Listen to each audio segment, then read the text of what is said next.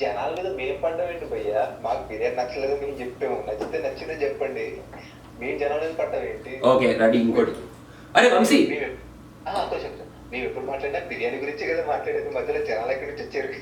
అంతేయా? Okay. అరే వంశీ, అన్నట్టు ఇక్కడ ఇంకో పాయింట్ కూడా యాడ్ చేస్తున్నారు ఈ మధ్య, జనాల మీద పడి.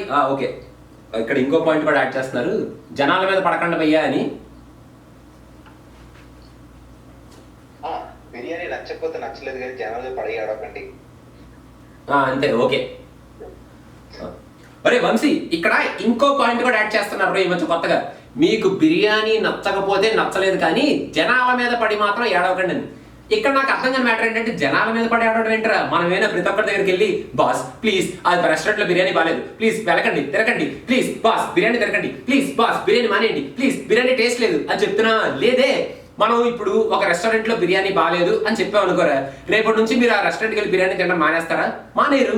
అసలు బిర్యానీలే తినడం మానేస్తారా? మానేరు. మరి మమ్మల్ని ఎందుకు భయ్యా? మేము ఎప్పుడు చెప్పినా బిర్యానీ గురించే చెప్తాం కానీ, టేస్ట్ బాగుందో బాగాలేదని చెప్తాం కానీ, జనాల మీద పడ్డం ఏంటి భయ్యా? అసలు జనాల మీద పడ్డం ఏంటి? అసలు ఆ పాయింట్ నాకు అసలు అర్థం కావట్లేదు భయ్యా, రిజిస్టర్ అవ్వట్లేదు అసలు బ్రెయిన్లో. అసలు బిర్యానీ బాగాలేదు అన్నదానికి జనాల మీద పడ్డం అసలు సంబంధం ఏంటి నాకు అర్థం కావట్లేదు భయ్యా. Okay, super.